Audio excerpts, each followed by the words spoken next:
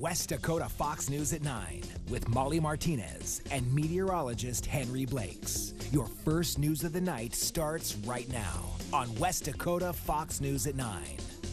Good evening, I'm Molly Martinez. Our top story tonight, a jury finds former Trump campaign manager Paul Manafort guilty on multiple counts.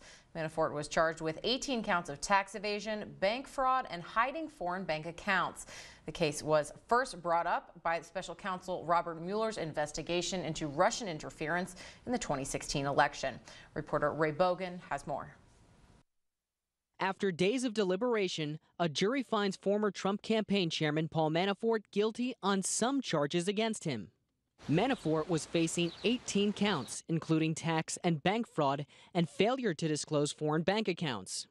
It's the first trial overseen by special counsel Robert Mueller. Last week, President Trump spoke out in support of Manafort, a move his legal team embraced. The whole Manafort trial is very sad. When you look at what's going on there, I think it's a very sad day for our country. He worked for me for a very short period of time, but you know what? He happens to be a very good person, and I think it's very sad what they've done to Paul Manafort. The prosecution called more than a dozen witnesses, including Manafort's former right-hand man, Rick Gates. Manafort's defense team declined to mount a defense. While the jury deliberated, Manafort was kept in a small cell with no access to TV or reading material. Mr. Manafort really appreciates the support of President Trump. And this trial is just the beginning. Manafort has another looming in September in Washington, D.C. In that trial, he's facing charges of conspiracy to defraud the United States, failing to register as a foreign agent, money laundering, witness tampering, and making false statements. Earlier today, another member of Trump's inner circle reached a plea deal with federal prosecutors. Michael Cohen has pleaded guilty to multiple federal charges, including campaign finance violations. As part of the plea agreement, Cohen, who did not specifically name the president or Stormy Daniels, stated that he made hush money payments to the adult film actress on behalf of President Trump days before the 2016 election. Cohen also pleaded guilty to other charges, including bank fraud and tax evasion, as part of a plea deal. Cohen could spend between 3 and 5 years in prison. All right, let's send it over now to Henry for a quick check on weather. Hey. And a Morton County shooting over the weekend takes a bizarre turn. Police say 57-year-old Kelly Smith told them he was sleeping on Saturday when someone tried to break into his shop. He says he grabbed his gun and warned the intruder to back off. But here's where it gets weird. He said when he realized it was his family member, but he shot him in the leg anyway. According to the affidavit, when police arrested Kelly, he told them that he should have used a bigger bullet. He's charged with reckless endangerment. A judge has set his bond at 10% of $5,000 and ordered no contact with the victim, who was treated at the hospital. That wasn't the only shooting in Mandan. There was another one that's still unsolved. It happened last night near Mackenzie Avenue. The police department sent us these, hoping someone can identify this vehicle and the person in the photos. They say when they arrived on scene, they found evidence that a gun was fired in the area, which included shell casings. There's no indication anyone was shot or injured. If you have any information related to this incident or the photos, please contact the Mandan Police Department at the number below. Mandan police say a brisket bandit stole smoked meats from Tailor Made Barbecue in downtown Mandan early this morning. Security video shows someone hopping the fence in the alley behind the restaurant and grabbing the brisket from the smoker with their bare hands. It happened shortly after 3 this morning. Store owners say the burglar would likely have blistered hands because of how hot that meat was. We use really thick insulated gloves to grab our product off the smoker, and he did it with his bare hands. So that, I mean, he's got to be in pain today. Mandan police have identified the man responsible, but Tailor Made Barbecue decided not to press charges. The brisket was worth about $150. Today marks the North Dakota Public Safety's Forum in Bismarck. State law enforcement and government leaders discussed alternatives to incarceration. One of those alternatives is making adjustments to pretrial services. Panelists talked about minimizing the abundant number of failures to appear charges. They say to keep those charges, people in jail can be costly. If we focus on the things that are causing people to land in jail again and again and fix those, then we get that outcome. but that can't be our focus, is just saying fewer people in jail. Just for this, that's too arbitrary. Another panelist talked about the possibility of creating a rideshare program to help people get to their hearings, or a notification system to remind them when their next hearing is coming up. In energy news, the EPA is now rolling back some coal regulations to allow states to set their own emission standards for coal power plants. Today, the EPA announced the Affordable Clean Energy Rule will provide states with a list of, quote, candidate technologies to set standards and further encourage efficiency improvements at existing power plants. The EPA says replacing the previous rule with the so-called ACE rule will save as much as $400 million a year.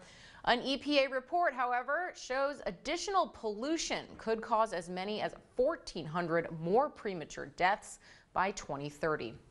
But coal leaders in North Dakota are happy with the change. A state like North Dakota can approach this in a way that maintains its healthy economy, maintains that prosperity that the coal plants provide, but doesn't ignore the directive from the EPA to reduce its CO2 emissions. The EPA estimates CO2 emissions could be 33% to 34% below 2005 levels with the ACE rule in place.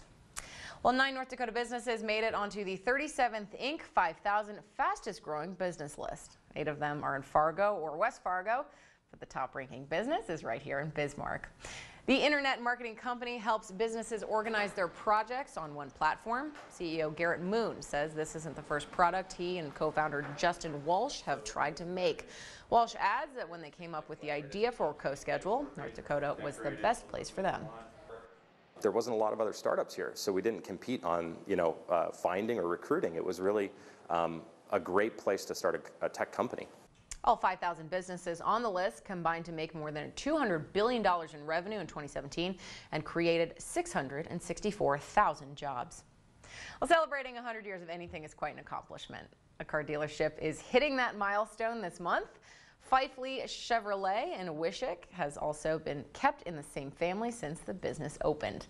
Megan Hoffman sat down with the family to see how they've kept the doors open for so long. The cars we drive say a lot about us, but the cars the Fifely family has sold tell a story spanning generations. When I was little, I was kind of underneath the desk playing with cars while my dad was selling cars. I grew up with bow ties in my blood, so I've been around old cars and new cars my whole life. Rob's father, Edward, or EP, started selling cars as a sidewalk dealer in Wishick in 1918. By the next year, he had opened a store. Business was booming, and in the 30s, they moved locations. By the 50s, EP passed the dealership along to Rob's father, Armand. 14 years old, I sold my first car, and then kind of went from there. By 1976, Fifely Chevrolet moved to another bigger location, and in 1984, Rob took over ownership from his dad. Now, with 3 boys of his own, he's passing on his love of cars to the next generation. I've always had a passion for cars. I've told Preston that same thing, don't do this for me, do it for if you want to. Preston says he's always wanted to be in the family business, saying his dream job since first grade is to be an astronaut or car dealer. Now he's just waiting for the keys to the business to be handed down to him.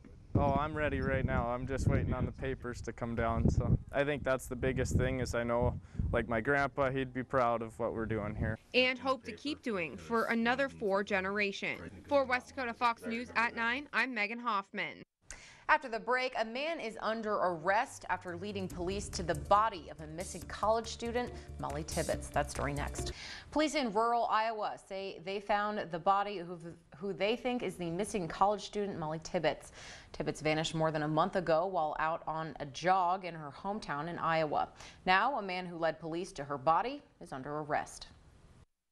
A grim discovery in the month-long search for Molly Tibbetts, the outcome her friends and family feared most. Police discovered a body in rural Poweshiek County Tuesday morning, the scene not far from Molly's hometown and in the area where she was last seen jogging. The 20-year-old was reported missing July 19th after failing to show up for work at a daycare center. Molly had been staying with her boyfriend while on summer break from college. He was out of town when she vanished. Molly's disappearance captured national headlines and the attention of Vice President Mike Pence, who prayed with the family. A nearly $400,000 reward was being offered for tips leading to her safe return. Police say they were bombarded with tips and questioned hundreds of people. Just a day before the body was recovered, friends and family told us it's been a painful struggle with Molly not around. It's hard to try and throw yourself back into normalcy and to feel that cold slap of reality when your reality is a person that you love very much is not home and hasn't been for over a month. I'm constantly, I got to tell Molly, I got to ask Molly, and then I realize, she's not here to ask this or that, or I do that all the time. Molly Tibbetts was a psychology major at the University of Iowa, about 50 miles from here. This week would have been the start of her junior year. In Guernsey, Iowa, Emily Ikeda, Fox News.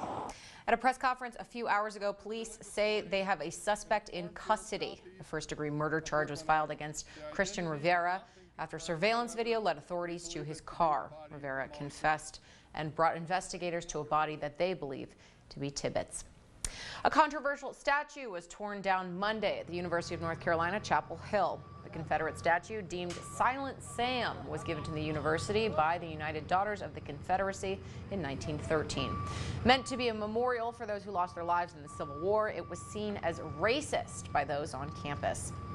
And a man who U.S. officials thought was a war refugee turns out had a much more sinister past. A former Nazi camp guard lied to immigration officials, saying he had worked on his father's farm during World War II. Caught in his lie, his citizenship was revoked over 10 years ago. Today, he was finally taken from his home in New York and sent back to Germany.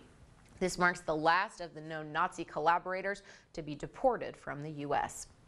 A Los Angeles-bound train derailed in San Bernardino earlier this morning. Though there is no immediate threat to the area, fire crews are still evacuating surrounding buildings as a precaution.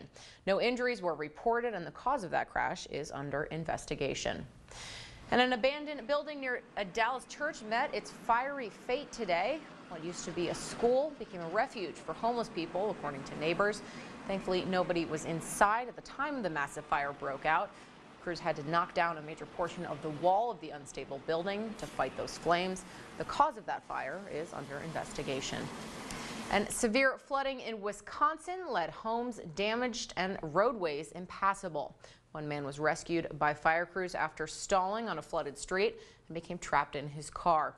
The flash flooding led to a number of additional rescues, and many drivers found themselves in the same situation. Henry, turn around, don't drown. Yep, that's the best advice. We learned that lesson on this show. Yeah, most definitely. But a lot of times you think you can make it, but in reality, that water can be much deeper than you really think. The 2018-2019 school year is officially underway for Minot State. With the new year comes new goals and ambitions. Megan Von Barron headed to the campus to see what this year holds.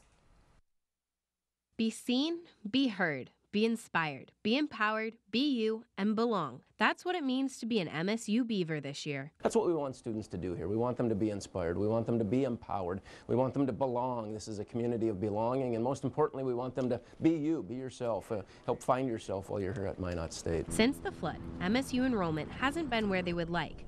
This year, though, admission is on the rise. We have our largest freshman class in about 5 years, so that's really exciting and positive, and it looks like our overall head count is going to be up a little bit over last year. President Shirley not only has goals for the academics, but building upon what the student athletes accomplished last year, too. It was our most successful year last year in wins and losses. For the first time, we were above 500 in the Northern Sun, of incredibly competitive, arguably the strongest Division II conference in the country, and so we're making the right steps there. On top of that, we had our highest team GPAs last year. Our students succeeded on the field and on the court, and they also succeeded in the classroom. Allowing students at MSU to grow and become who they want to be. In Minot for West Dakota Fox News at 9, I'm Megan Von Barron. Sarah Medellin was named Minot Education Association Teacher of the Year yesterday. The Sunnyside Elementary Title I teacher and woman behind the infamous Books and Braids and Dues for Dudes has made efforts to be the greatest role model for her students. Medellin said she has received support from her principal, Cindy Cook, and from other teachers in the district, and from her family. I'm so thankful to be representing Minot Public Schools and all of the work that all of the teachers do collaboratively and continuously just to help kids to empower them to live out their dreams. Well, Drake may make hearts flutter, but he made this 11-year-old heart patient's dream come true. She waits to receive her new heart due to cardiomyopathy. All she wanted for her birthday was to meet Drake. He responded to her Kiki Challenge video, asking him to come visit her while he was performing in Chicago by showing up at Lurie Children's Hospital. She was very, very surprised. You know what I'm going to say here, Henry? What you gonna say? Henry, do you love me? Now we're on TV. What do you expect me to say? You know I gotta say that, I do. What do the viewers think? Hey, right on her Facebook. Hey, that's always the way to do it. Hey, free speech on Facebook, that's for sure. Hey, looks like Molly and the rest of our viewers, we're all gonna have some nice weather for tomorrow. Maybe a little bit of smoke still left in the air, but overall that is gradually improving for the moment anyway. Not expecting much wind either, but our temperatures are mostly going to be in the 40s to start out the day.